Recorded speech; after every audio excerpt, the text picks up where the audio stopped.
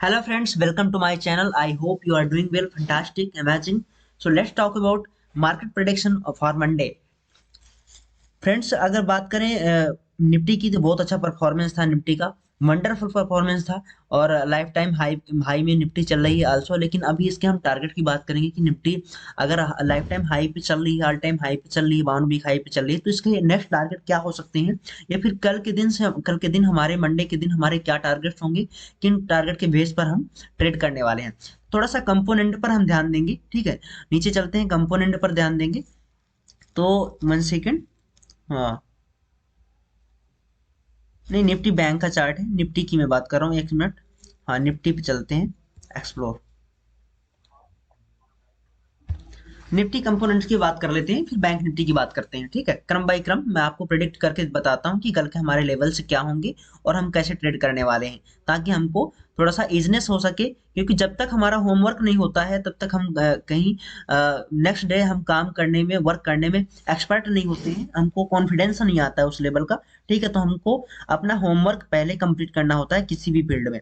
Reliance industry की बात करें दोस्तों, तो इसका 1 मिनट 1 सेकंड अभी चार्ट लगाते हैं, प्ले करते हैं इसका। जी, टेक्निकल में चलेंगे कि टेक्निकल क्या कह रहा है रिलायंस का।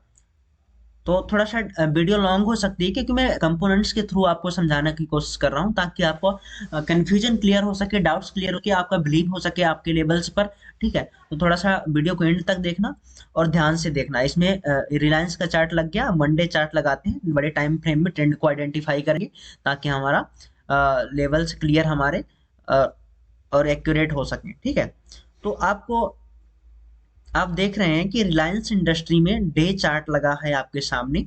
ये जो कंसोलिडेशन लेवल था ना रिलायंस इंडस्ट्री का, वो एक ब्रेकआउट हो चुका है, ब्रेकआउट दे चुका है।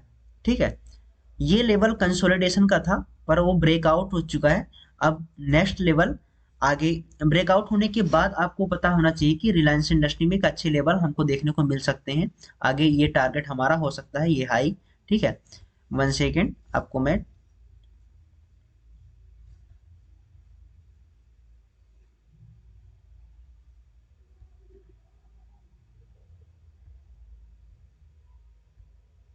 हाँ जी, तो ये टारगेट हमारे इस लेवल के टारगेट हो सकते हैं, 2857 के टारगेट हमें मिल सकते हैं, जो 52 वीक हाई था इसका अभी तक का। तो उस लेवल को पर ये रिलायंस जा सकती है और एक अच्छा परफॉर्मेंस कर सकती है, जो ये लेवल हमको टारगेट देखने को मिल रहा है। ठीक है, तो इस तक, यहाँ तक हम वेट कर सकते हैं, और यहाँ तक की लेवल्स हमको क्लियर कट हमको अभी मिल चुके हैं, क्योंकि ये जो लेवल था रेजिस्टेंस लेवल, तो उसको ब्रेकआउट करके रिलायंस आगे परफॉर्म करने लगा है। ठीक है, अब नेक्स्ट बात करेंगे कि हम निफ्टी के अंदर और कौन सी, टीसीएस की बात करें। ठीक है, टीसीएस का भी ब्रेकआउट हो चुका है। इंफोसिस की बात करें, जितने भी आईटी सेक्टर कंपनीज हैं, वो एक अच्छा परफॉर्म कर रही हैं इस टाइम पे। और वो जहां तक देखा जाए तो सारे कंपनियों का ब्रेकआउट हो चुका है। ठीक है, तो एक अच्छा परफॉर्मेंस अभी हमें देखने को मिल सकता है। अभी बैंक निफ्टी की जो कल की क्लोजिंग है, वो 21,894 की है, 900 पास की, और 928 का 930 का अप्रॉक्स हाई लगा है बैंक निफ्टी में।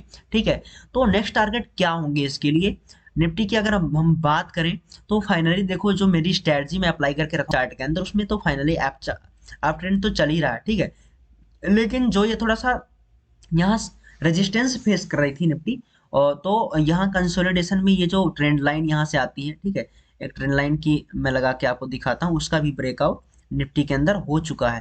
ठीक है, ताकि आपको क्लियर समझ में आए।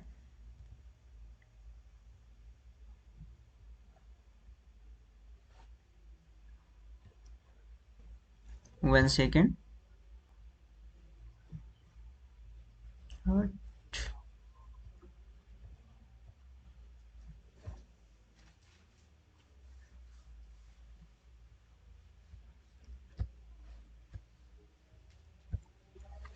हाँ, हम यहाँ से ट्रेंड लाइन ड्रॉ करते हैं निफ्टी के अंदर डे चार्ट में, ताकि हमें क्लियर समझ में आएगा। ठीक है, 1 सेकेंड।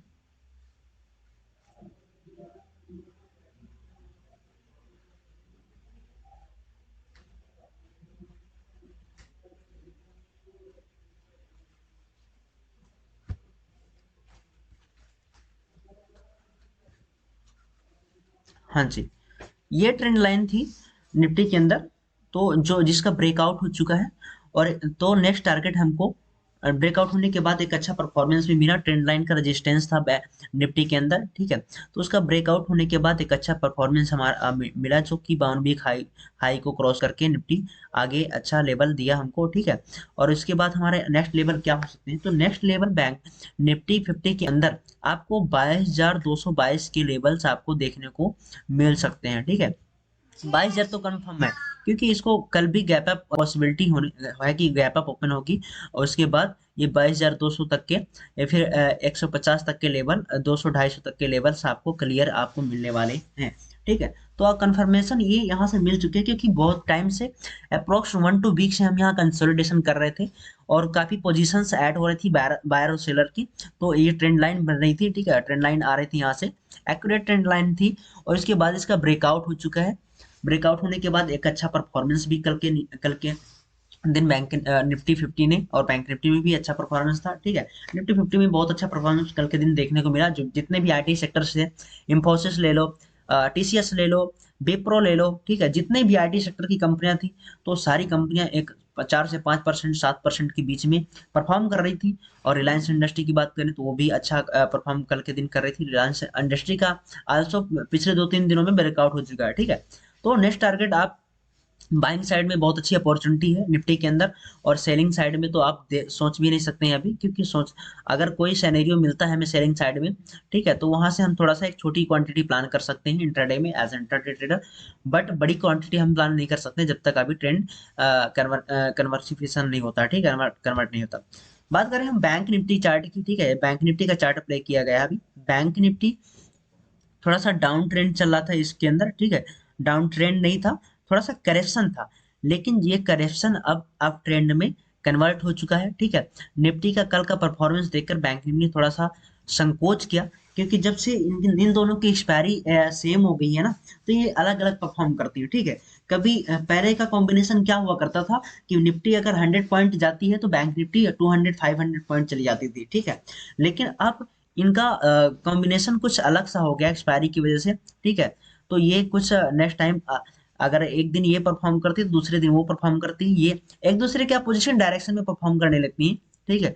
तो बैंक निफ्टी की बात करें तो जैसे ही ये 48,350 का लेवल क्रॉस करती है, ठीक है, 48,355 का लेवल ये क्रॉस करती है, वैसे एक न्यू हाई देखने को मिलेगा, जो कि हमें अप्रोक्स 49,000 पार तक लेके जा सकता है। 49,000 150-155 तक के टारगेट हमको देखने को मिल सकते हैं, ठीक है।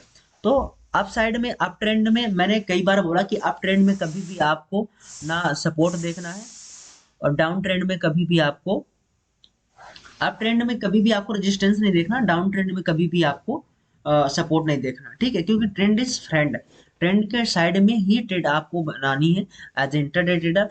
डे चार्ट में या फिर वीकली चार्ट में आपको पहले आकर के ट्रेंड आइडेंटिफाई करना है कि फाइनली मेजर ट्रेंड चल क्या रहा है, चार्ट का एक्शंस क्या है, ठीक है, चार्ट का क्रिएशन क्या है, चार्ट क्रिएट क्या करना चाह रहा है, ठीक है। इस चीज को आइडेंटिफाई करने के बाद ही हम डे चार्ट में और ट्रेंड की ओर हम ट्रेड पकड़ेंगे, ठीक है। तो प्रेडिक्शन अगर अच्छा लगा हो और प्रेडिक्शन में कुछ दम हो तो आप वीडियो को लाइक करिएगा, ठीक है, मुझे भी कमेंट ग्रुप में एडवाइस करिएगा। मिलते हैं कल के नेक्स्ट वीडियो में, कल के नए प्रेडिक्शन के साथ में, ठीक है। और एक मैं इंट्राडे ट्रेडर की एक सिचुएशन को एक्सप्लेन करना चाहूंगा कि इंट्राडे ट्रेडर अगर आप हैं तो आपको कंडीशनल बनना पड़ेगा, ठीक है। सिचुएशन क्या बनती है, स्थिति क्या बनती है, उसके अनुसार से आपको ट्रेड करना पड़ेगा, ठीक है, क्योंकि everything possible in the market, market में कुछ भी संभव हो सकता है। मिलते हैं करके नेक्स्ट वीडियो में दोस्तों, जय हिंद।